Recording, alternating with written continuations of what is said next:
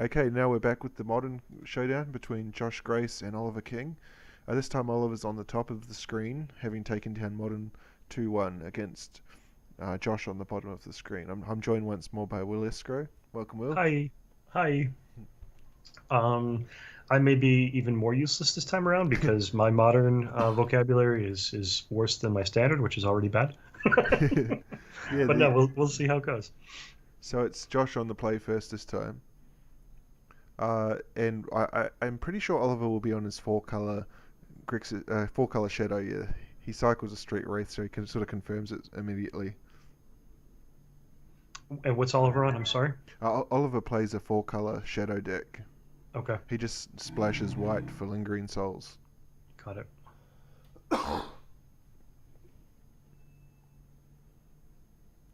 And the creeping tar pit from Josh could be a number of things. I don't know if Grix's shadow plays a tar pit.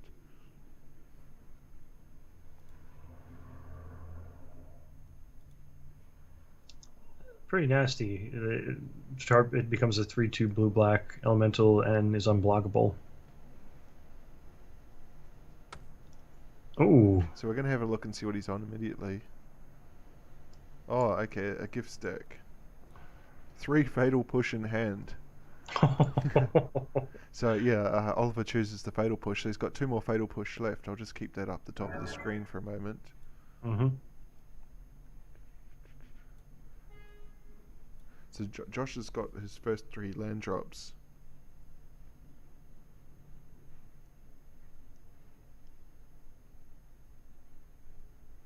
And I can't remember if Oliver has the green for Tarmogoyf as well. But with 2 fatal push in hand, the Tarmogoyf is easily taken care of. Correct. Yep. And I actually Which could explain why he's held up right now. yeah. I guess his decision then is either because they play a lot of Thoughtseize and Inquisition. He could wait a bit longer to get those fatal push out of the hand.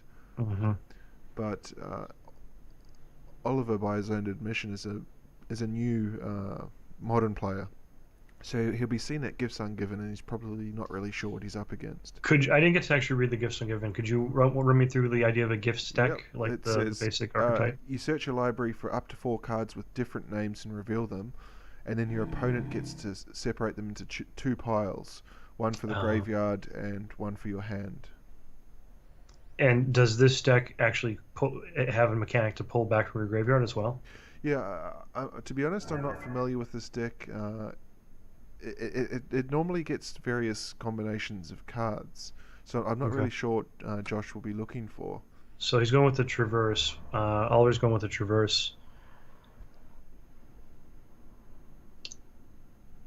Yeah, and Oliver plays one of the new cards, a kind of a spicy uncommon from the new set that because I faced him last week. He got me 2 games to 0 in modern, and it's that split card where you pay 1 black and you can get a creature back from the grave, and then you pay red +1 and it gets haste. Is he going to do a second Traverse here? Yep. So the first time he got awarded foothills. Uh-huh. I don't know if he has delirium. He must do. He's got Death's Shadow. Yes. Okay. So what he does is he'll wait. Oh, you know what? I've actually played against the deck that Oliver's playing. Yep. Yeah, I mean it's a variation of the most popular deck in modern at the Yep. moment, but what he's because of that card that he plays. Let me just find out what it is. So I won't be a second. And Imbuement, aka Josh, played Jace of Vryn's Prodigy. The card I'm looking for is called Claim to Fame. It allows you to bring any 2 mana or less creature back from your graveyard to the battlefield. Oh, So he doesn't particularly care if his creature dies early because he'll bring it back late. So once he goes below 13 life, he can start to cast a Death Shadow. Then when he gets back to 4, he suddenly can cast the Claim to Fame, and the Death Shadow's a 9/9 immediately and swings for got it. lethal. Got it. And I may have not really been paying attention, but Whiskey Oliver is actually he's already down to 12. Is that from his own mechanics that he's done that? Yeah, because the Death Shadow is a 13-13, but it gets Oh, I'm sorry. Yeah, I was that it makes sense that he would want to be low health then. yeah, so he loses a point for every life that you have. So if you have 13 life, it's a 0-0 and it dies. So because he's down Hmm. to 10 life now, he can cast it for as a 3-3. Yes. But first up he uses the Kurgan's command to get rid of the The Jace Vryn's Jace. prodigy and to do what was the second option chosen? Um, Target player discards. Is that correct? Yeah, yeah. I'm just trying to see what he discarded. I'll have a look at the grave. Oh, okay, so he discarded a fatal push. Oh. Hmm. Yeah, the Jace Vryn's prodigy. It occasionally pops up in modern. It's not too common, but it has the same aura about it as the standard version, where it has to be answered immediately. Okay.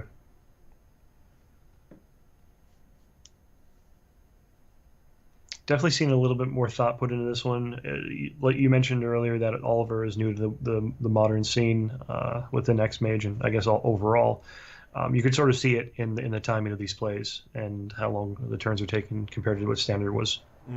Yeah, and I suspect he just has Again, no idea what's not to going on. like not as an insult, but I mean, this is you see this when somebody's learning a new Yeah, archetype. so he's tapped out here. Yeah, the deck that Josh is on the bottom of the screen, it's I think I called in a previous match. I've seen this before. It's a saffron olive. I called it a saffron olive brew and got flamed for saying that because apparently it's saffron olive tweaked in an existing deck. But I'm not really familiar. But we're going to see what he's going to get with the gifts here. Okay.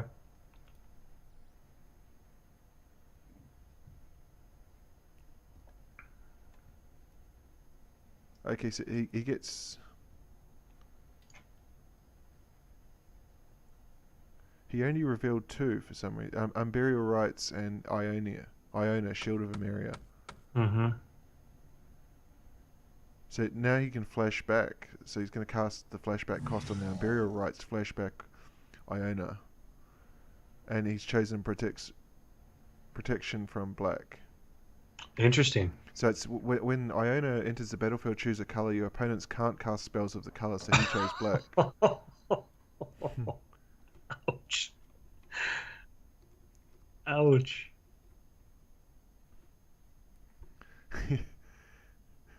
Oh, was that a misplay? Um, No, no, no, on no. how many? Because the gifts ungiven. Let me just bring the card up again. Yeah. Uh, search your library for up to 4 cards with 2 different names. Target opponent chooses 2 of the 4, 2 of the up to 4, and then you put those cards into your graveyard. So what he did was he searched for Iona and Unburial Rites, only two Okay. cards because it can be up to 4. So he chooses only 2. So then Oliver's forced to put them both into the Put graveyard. one or the other. Yeah, Oh, both. Oh, really? yeah, You have to put two. Wow, that's next level right there. yeah, and so he uses the Unburial Rites to flash back the Iona. Yeah, it's a pretty cool combo.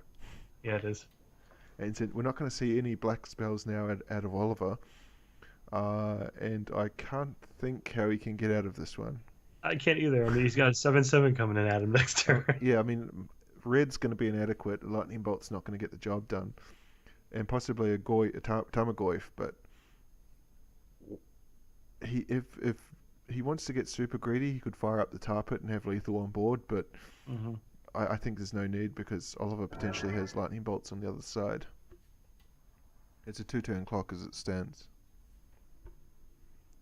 But I suspect we're going to game 2 pretty soon. Yes.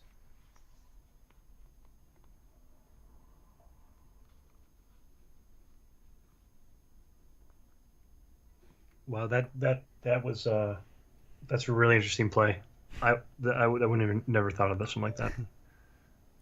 Yeah, it's I'd be like, oh, it, well, of course I'm going to pull 4 cards. I mean, that's what the card says, and that's maximum value, right? yeah.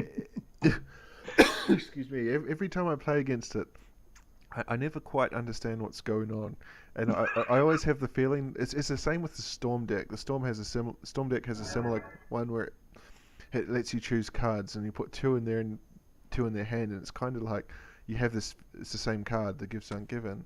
You just have this feeling like whatever I choose, I feel like I'm doomed, and he Right. takes game one here. Yep.